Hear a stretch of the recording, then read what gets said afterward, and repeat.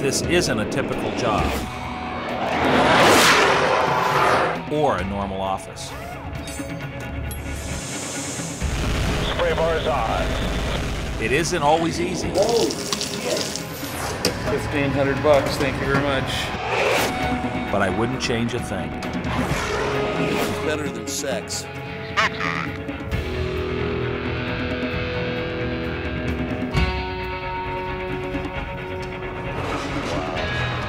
I not only get to see history and bring it back to life, I get to fly it.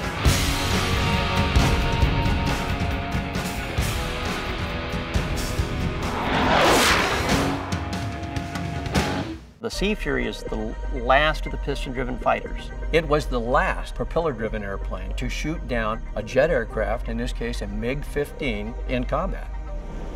Everybody who flies a Sea Fury, if they've flown a P-51 Mustang, they get into the Sea Fury and go, whoa, what an airplane. Dreadnought was almost history until the Sanders family saved her. We're kind of in the full race mode today, and we're going to do full race checks. So here we go.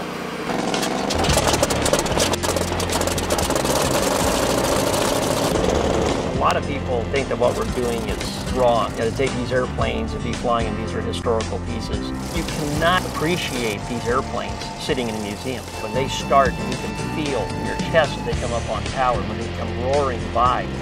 It's like a living, breathing thing.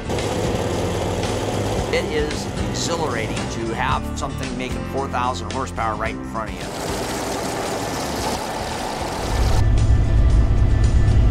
You're right on the edge of the airplane.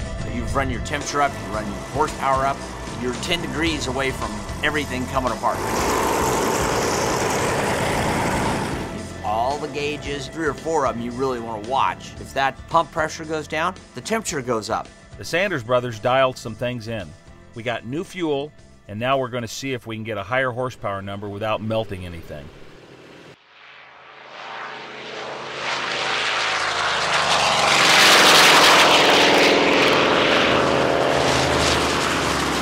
You could be roaring around at 500 miles an hour. You've got 30 seconds before the engine blows up and it's all gone.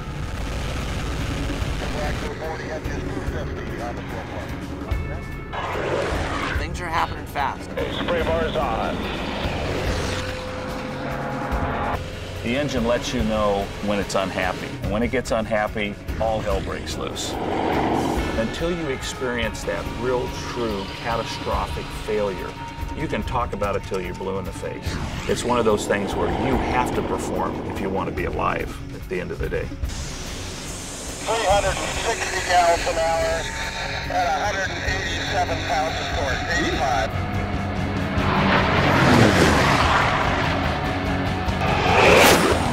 Well, that ought to rock and roll something.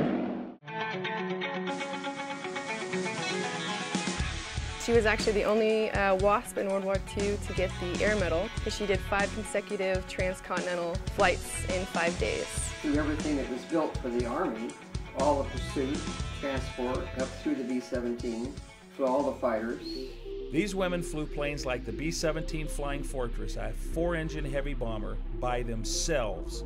A B-17 normally had a crew of 10 men, 3 of them solely in charge of flying and pointing it in the right direction. No GPS, no radar. None of the things we rely on today. Instead, they use dead reckoning. With nothing but a map, a compass, and a stopwatch, they search for landmarks on the ground and time their passage from one to the next, eventually navigating to their destination. Nice airplane. They really are. Very nice.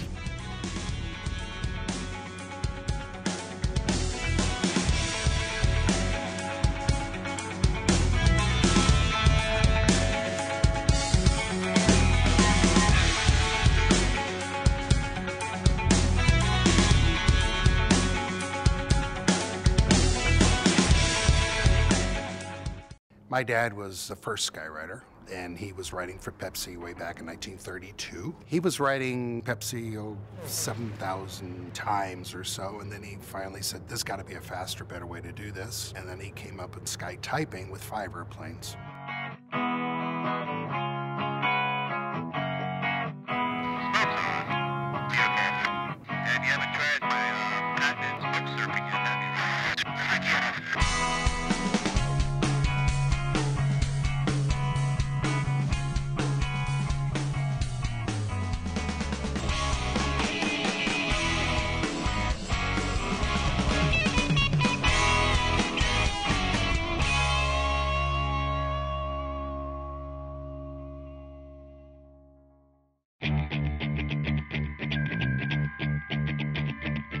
Wingmen Airport is a general aviation field in the San Fernando Valley of Southern California. It caters to small planes, and that's what I work on.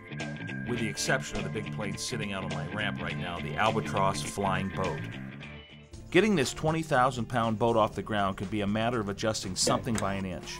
There is a direct relationship between the blade angle of the propeller and the engine RPM. It's like the gears on a bike.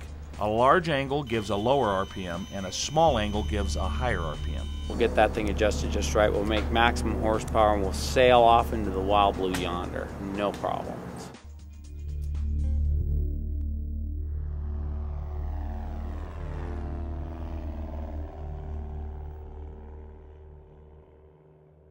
Albatross 78 Echo, clear for takeoff 30.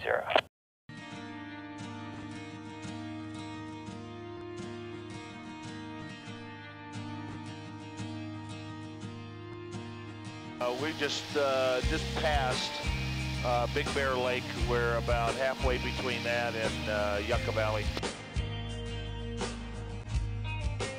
We are past the first test, but now we have the next trial, a water landing.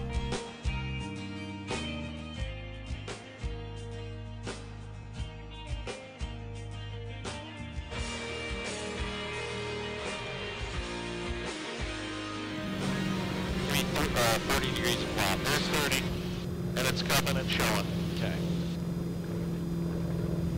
Tell me when you want the props up. Go ahead. I'm off the governor. Okay. This is the first time I've ever landed on the water in an Albatross. It's also the first time I've had to share the runway with a bunch of boats. Just can't handle all these boats. Keep your hand down in case we gotta go well. Okay. Flaps 30, then 15. Oh, you dumb. This is something we hadn't planned on. This place is crawling with Sunday boaters. If we don't stop in time, this 6-year restoration will end up at the bottom of the lake. By changing the angle of the blades, we can make the propeller stop pulling air and instead start pushing it. It's like slamming your car into reverse while it's still moving forward. It's a tricky maneuver on untested engines. But here goes.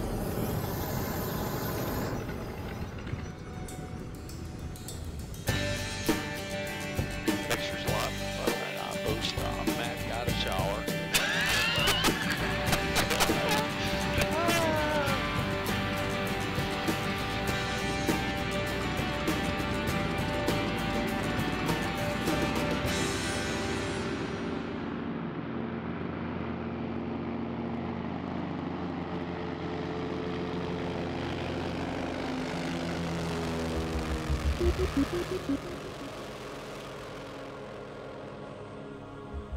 We made it.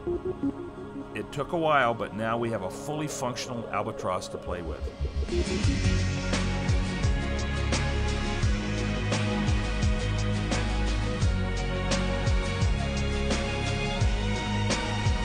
We knew it was getting late, but we couldn't resist one more touch and go.